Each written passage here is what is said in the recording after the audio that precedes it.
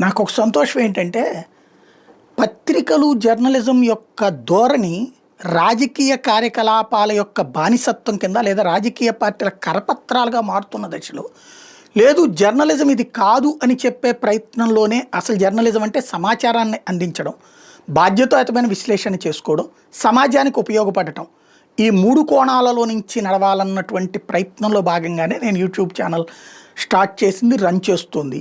దానికి అనుగుణంగా కొన్ని మార్పులు చోటు చేసుకుంటున్నాయి.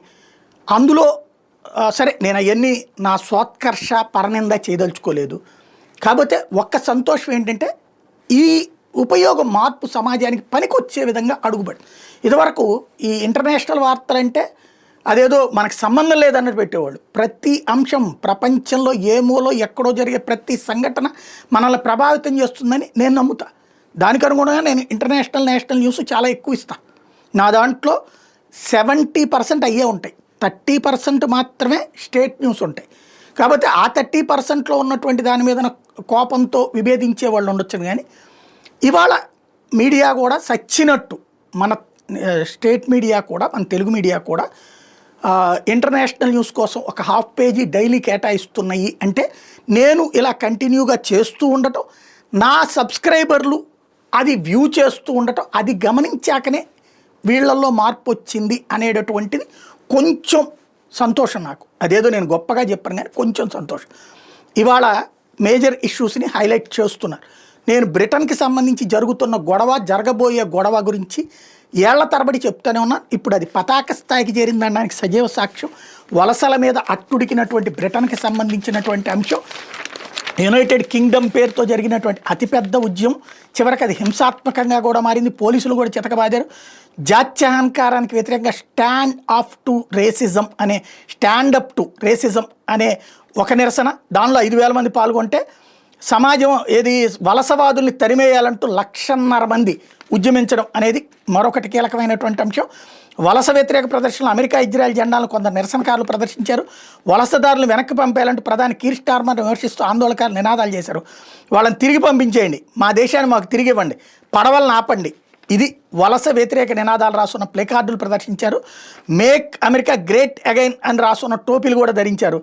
లండన్లో వలస వ్యతిరేక ప్రదర్శనలకు ఆధ్వర్యం వహించిన టామీ రాబిన్సన్, అసలు పేరు స్టీఫెన్ యాక్స్టీ లెన్నాన్, జర్నలిస్ట్గా పనిచేస్తున్న రాబిన్సన్ యూకే ప్రభుత్వంలోని అవినీతిని బయటపెడతానంటూ పలుమార్లు పేర్కొన్నారు. ఆయనకు ప్రపంచ కుబేరుడు ఎలన్ మాస్క్తో సహా పలువురు ప్రముఖుల మద్దతు ఉంది.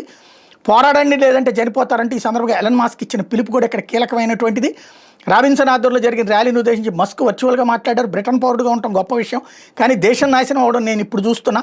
చిన్న కోతగా ఇది మొదలైంది, కానీ ఇప్పుడు భారీగా అక్రమ వలసలతో నిండిపోయింది. ఇది ఇలానే కొనసాగితే మీరు హింసను కోరుకోకపోయినా విధ్వంసం మీ దాకా వస్తుంది. ఇప్పుడు మీ వద్ద ఉన్నవి 2 మార్గాలు, తిరిగి పోరాడండి లేదంటే చనిపోతారు, ఇదే నిజమని నేను అనుకుంటున్నా అంటూ మస్క్ చెప్పుకొచ్చారు. ఈ సందర్భంగా ప్రధాని కీర్ స్టార్మర్ నేతృత్వంలో ప్రభుత్వం దిగిపోవాలని మస్క్ డిమాండ్ కూడా చేశాడు. బ్రిటన్లో ప్రభుత్వం మార్పు జరగాలని తాను భావిస్తున్నట్టు చెప్పారు.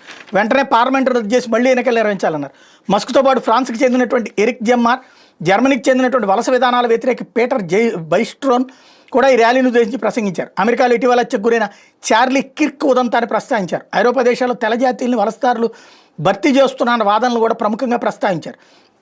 వలసదారులు దేశ వనరులు వాడేస్తున్నారు, స్థానికుల ఉద్యోగాలను కొలగొడుతున్నారంటూ నిరసనకారులు ఆరోపిస్తున్నారు. ఇప్పటికే బ్రిటన్ ఆర్థిక వ్యవస్థ తీవ్ర కష్టాల్లో ఉండగా అక్రమ వలసదారులు దేశానికి భారంగా మారారని ఆందోళనకారులు వాదన. వలసల వల్ల తమ జాతీయ గుర్తింపు, సాంస్కృతిక విలువలు ప్రమాదంలో పడుతున్నాయని భావిస్తున్నారు. మరోవైపు వలసల సమస్య బ్రిటన్ రాజకీయాల్లో కూడా ప్రధాన అంశంగా మారింది. రిఫార్మ్ యూకే వంటి పార్టీలకు ఇది కీలక ఎజెండాగా మారింది. రాబిన్సన్ లాంటి వాళ్ళు ఈ అంశాన్ని ప్రోత్సహిస్తూ ర్యాలీలు నిర్వహిస్తున్నారు. ర్యాలీలో హింస చోటు చేసుకోవడం బ్రిటన్ ప్రధాని కీర్ స్టార్మర్ వ్యతిరేకించారు. ఆందోళనకు తలొగ్గే ప్రసక్తి లేదన్నారు. వాస్తవంగా అసలు విషయం ఏంటంటే, ఈ ఇటీవల కాలంలో బ్రిటన్కి అక్రమ వలసలు భారీగా పెరిగినాయి. ఏడాది ఇప్పటిదాకా 28,000 మందికి పైగా వలసదారులు పడవల ద్వారా బ్రిటన్కి చేరుకున్న నివేదికలు చెప్తున్నాయి. బ్రిటన్కి వచ్చే వాళ్ళలో చాలామంది ఆశ్రయం కోరుతూ వస్తున్నారు. వలసలు రికార్డు స్థాయికి చేరుకోవడంతో స్థానిక జనాభాలో అసంతృప్తి పెరిగింది. ప్రభుత్వం వలసదారులను తాత్కాలికంగా హోటళ్లలో ఉంచుతోంది. ఈ క్రమంలో వాటి వెలుపల గత కొన్ని నెలలుగా స్థానికుల నిరసనలు జరుగుతున్నాయి.